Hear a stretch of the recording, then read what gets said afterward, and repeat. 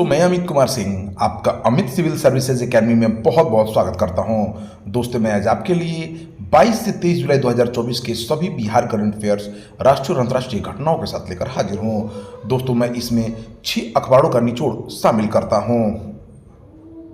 तो दोस्तों, चलते आज के पहले क्वेश्चन की तरफ। बिहार के किस होम्योपैथिक डॉक्टर को दुबई के कार्यक्रम में प्राइड ऑफ होम्योपैथिक सम्मान से सम्मानित किया गया है? तो ये डॉक्टर राहुल वर्धन हैं। मोतिहारी के गोपालपुर निवासी होम्योपैथिक चिकित्सक डॉक्टर राहुल वर्धन को होम्योपैथिक चिकित्सा के क्षेत्र में उत्कृष्ट योगदान के लिए प्राइड ऑफ होम्योपैथिक सम्मान से सम्मानित किया गया है।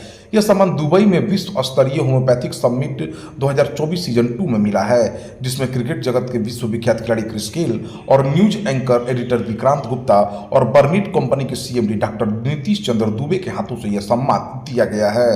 तो बिहार के डॉक्टर राहुल वर्धन, जो मोतिहारी के रहने वाले हैं, उन्हें प्राइड ऑफ होम्योपैथिक सम्मान से सम्मानित किया गया है। बिहार के स्वास्थ्य मंत्री मंगल पांडे हैं।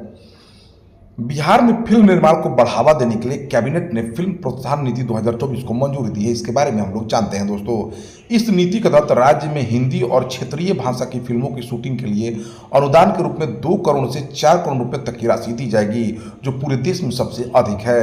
यह सहायता सभी प्रकार की फिल्मों जैसे feature film, documentary, TV serial और ओटीटी के निर्माण के लिए दी जाएगी, बशर्ते कि फिल्म की 75% शूटिंग बिहार में होनी चाहिए।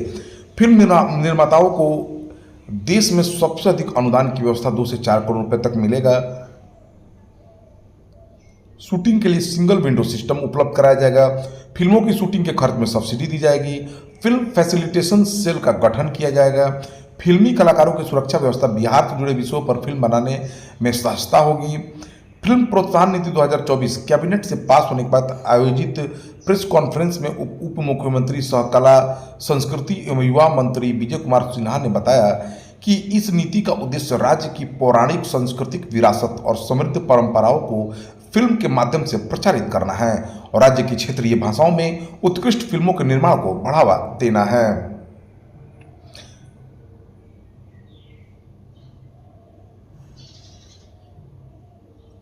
बिहार के उप मुख्यमंत्री सह वित्त मंत्री सम्राट चौधरी ने बिहार विधानमंडल के मानसून सत्र में कितने करोड़ रुपए का अनुपूरक बजट पेश किया? तो 47,512 करोड़ रुपए का।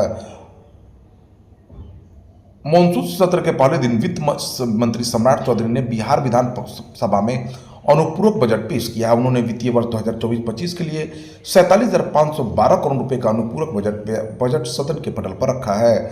इसमें 25,551 करोड़ रुपए वार्षिक स्कीम मद में प्रस्तावित है।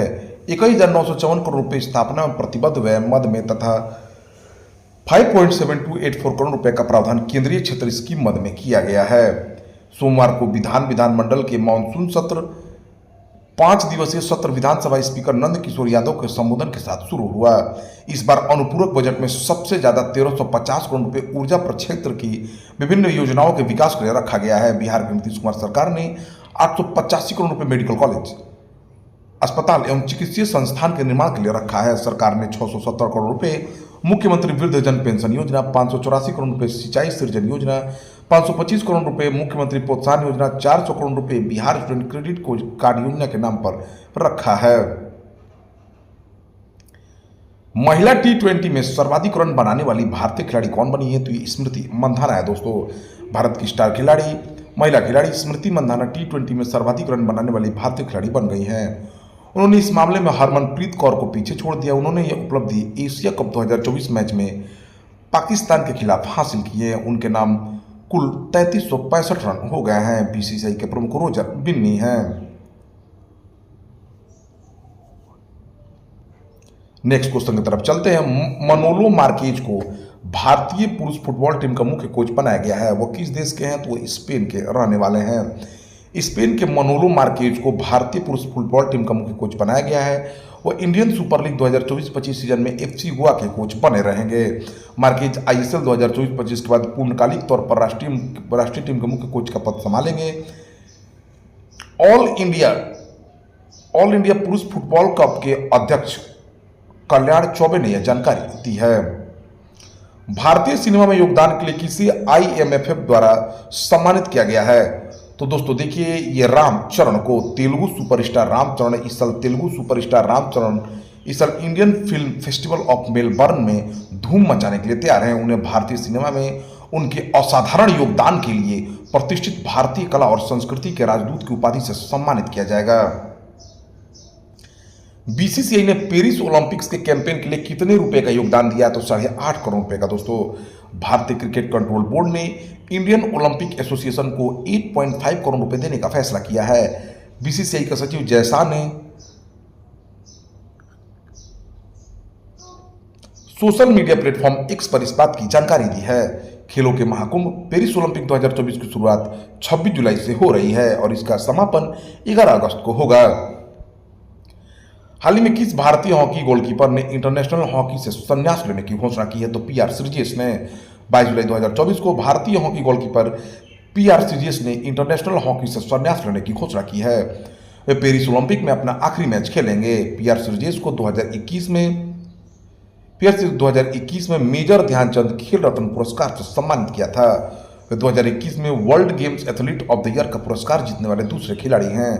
उन्होंने 2021 और 22 में लगातार FIH goalkeeper of the year का पुरस्कार भी जीता है। तो पीआर श्रीजेश ने इंटरनेशनल हॉकी से संन्यास लेने की घोषणा की है। 20 जुलाई 2024 को भारत के किन टेनिस खिलाड़ियों को international tennis hall of fame में शामिल किया गया है? तो हॉल ऑफ फेम में शामिल किया गया लिएंडर पेस और विजय अमृतराज को। 20 जुलाई 2024 को भारत के दिग्गज टेनिस खिलाड़ी लिएंडर पेस और विजय अमृतराज को international tennis hall of fame में शामिल किया गया है। इस लिस्ट में शामिल होने वाले एशिया के पहले खिलाड़ी बने हैं। लिएंडर पेस ने अटलांटा ओलंपिक 1996 में ब्रॉन्ज मेडल जीता था। हॉल ऑफ फेम सम्मान ऐसे खिलाड़ियों को दिया जाता है जिन्होंने इस खेल में अपना प्रभाव डाला हो। इस लिस्ट में अब तक 28 देशों के कुल 267 दिग्गजों को शामिल किया गया है। 21 जुलाई 2024 को ब्रिटेन के बाथ में 65वें इंटरनेशनल मैथ ओलंपियाड प्रतियोगिता में भारत ने कौन सा स्थान प्राप्त किया है? तो चौथा। दोस्तों, 21 जुलाई 2024 को ब्रिटेन के बाथ में 65वें इंटरनेशनल मैथ्स ओलंपियाड प्रतियोगिता का आयोजन हुआ। भारत ने अब तक का बेहतरीन प्रदर्शन करते हुए 167 स्कोर के साथ चौथा स्थान हासिल किया है। यह दुनिया की सबसे बड़ी प्रतियोगिता है जिसका आयोजन 1959 से दुनिया भर के अलग अलग देशों में किया जाता है। अमेरिका को 192 स्कोर के साथ पहला स्थान मिला है। दूसरे स्थान पर चीन और तीसरे स्थान पर साउथ कोरिया रहा है।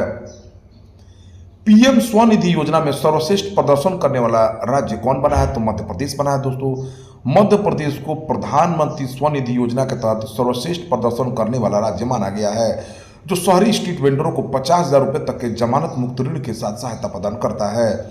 केंद्रीय आवास और शहरी मामलों के मंत्रालय ने इस सम्मान की घोषणा की है, जिसमें असम ने सर्वश्रेष्ठ प्रदर्शन करने वाले राज्य नवाचार और सर्वोत्तम अभ्यास पुरस्कार श्रेणी में दूसरा स्थान हासिल किया है। कोविड-19 महामारी के बीच जून 2020 में शुरू की गई पीएम स्वनिधि योजना शहरी क्षेत्रों में रेहड़ी पटरी लगाने वालों को संकट के आर्थिक प्रभाव से उबरने में मदद करने के लिए माइक्रो क्रेडिट प्रदान करती है। आप जानते हैं दोस्तों, कोरोना में बहुत सारे लोगों का धंधा चौपट हो गया, तो सरकार ने उनके बिजनेस को फिर से खड़ा करने के लिए स्वनिधि योजना लॉन्च की थी। इसके तहत उनको 50,000 रुपये तक का जमानत ऋण मिलेगा। ये योजना 50,000 रुपये तक के जमानत मुक्त ऋण प्रदान करती है, जिसमें 1 वर्ष के भीतर चुकाया जा सकता है, जिसका उद्देश्य वित्तीय स्थिरता को बढ़ावा और छोटे व्यवसायों का समर्थन करना है। मध्य प्रदेश के मुख्यमंत्री डॉक्टर मोहन यादव हैं। मध्य प्रदेश के राज्यपाल मंगूभाई छगन भाई पटेल हैं। किस संस्थान को बागवानी विज्ञान क्षेत्र में अग्रणी कार्य करने के लिए सर्वश्रेष्ठ प्रौद्योगिकी पुरस्कार मिला है? तो भारतीय मसाला अनुसंधान संस्थान को बागवानी विज्ञान के क्षेत्र में अग्रणी कार्य करने के लिए सर्वश्रेष्ठ प्रौद्योगिकी पुरस्कार मिला है। केंद्रीय कृषि एवं किसान कल्याण मंत्री शिवराज सिंह चौहान ने नई दिल्ली में भारतीय कृषि अनुसंधान परिषद के 96वें स्थापना दिवस के समारोह में यह पुरस्कार प्रदान किया है। तुरंत घुलनशील हल्दी युक्त मसाला स्वाद युक्त दूध पाउडर बनाने की प्रक्रिया नमक तकनीक ICR की बागवानी विभाग प्रदान के शीर्ष 5 तकनीकों में से एक थी। मालाबार क्षेत्रीय सहकारी दुग्ध उत्पादक संघ लिमिटेड के साथ इस तकनीक का पहले ही व्यवसायीकरण हो चुका था। दो उत्पाद गोल्डन मिल्क और गोल्डन मिल्क मिक्स का उत्पादन और विपणन किया गया था।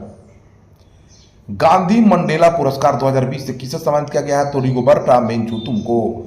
प्रसिद्ध नोबेल शांति पुरस्कार विजेता और ग्वाटेमाला मानवाधिकार कार्यकर्ता रिगोबर्टा मेंचुतुम को गांधी मंडेला पुरस्कार 2020 से सम्मानित किया गया है। यह प्रतिष्ठित सम्मान स्वदेशी अधिकारों की वकालत करने और शांति और सामाजिक न्याय को बढ़ावा देने के लिए उनकी आजीवन प्रतिबद्धता को मान्यता देता है। गांधी मंडेला पुरस्कार 18 जुलाई 2023 को नेल्सन मंडेला की 106वीं जयंती के अवसर पर रिगोबर्टा मेंचुतुम को दिया गया है। यह तिथि विशेष महत्व रखती है क्योंकि यह शांति और समानता के मूल्यों से मेल खाती है, जिनका मंडेला और महात्मा गांधी दोनों ने जीवन भर समर्थन किया। रिगोबर्टा मेंचुतुम जो है 1992 में इनको नोबेल शांति पुरस्कार मिला, 1998 में प्रिंसेस ऑफ ऑस्ट्रेलियस पुरस्कार मिला और 2020 में इन्हें गांधी मंडेला पुरस्कार दिया जा रहा है। यूरोस्पोर्ट इंडिया ने किस प्रसिद्ध भारतीय क्रिकेटर को भारत में मोटो जीपी का ब्रांड एम्बेसडर नियुक्त करने की घोषणा की है? तो देखिए दोस्तों, शिखर धवन को क्रिकेट और मोटर स्पोर्ट्स की दुनिया को जोड़ने वाले एक अभूतपूर्व कदम में यूरोस्पोर्ट इंडिया ने प्रसिद्ध भारतीय क्रिकेटर शिखर धवन को भारत में मोटो जीपी के लिए ब्रांड एम्बेसडर नियुक्त करने की घोषणा की है। यह रणनीतिक साझेदारी पारंपरिक रूप से क्रिकेट प्रशंसकों के वर्चस्व वाले देश में मोटरसाइकिल रेसिंग की बढ़ावा देने में एक महत्वपूर्ण मील का पत्थर साबित होगी। केंद्रीय प्रत्यक्ष कर बोर्ड ने किस दूरसंचार प्रदाता कंपनी को टेक्सनेट 2.2 परियोजना सौंपी है? तो एयरटेल को। केंद्रीय प्रत्यक्ष कर बोर्ड ने भारतीय एयरटेल लिमिटेड को टेक्सनेट 2.0 परियोजना सौंपी है। इस परियोजना का उद्देश्य आयकर विभाग को उन्नत नेटवर्क कनेक्टिविटी, सुविधा प्रबंधन सेवाएं और वीडियो कॉन्फ्रेंसिंग सेवाएं प्रदान करना है। भारतीय एयरटेल को इस महत्वपूर्ण परियोजना के लिए खुली निविदा प्रक्रिया के माध्यम से चुना गया था, जो मौजूदा टेक्सनेट 1.0 परियोजना की तुलना में एक महत्वपूर्ण प्रगति है। नई प्रणाली का उद्देश्य सुरक्षित, विश्वसनीय और निर्बाध कनेक्टिविटी सेवाएं प्रदान करके आईटीडी के डिजिटल बुनियादी ढांचे को बढ़ावा देना है। भारत संचार निगम लिमिटेड के नए सीएमडी रॉबर्ट रवि बनाए गए हैं। तो दोस्तों, यह रहा 22 से 23 जुलाई 2024 के सभी इंपॉर्टेंट बिहार करंट अफेयर्स, राष्ट्रीय तथा अंतर्राष्ट्रीय घटनाओं के साथ। ऐसे ही वीडियो प्राप्त करने के लिए आप हमारे चैनल से जुड़ जाइए। Thank you for watching my videos.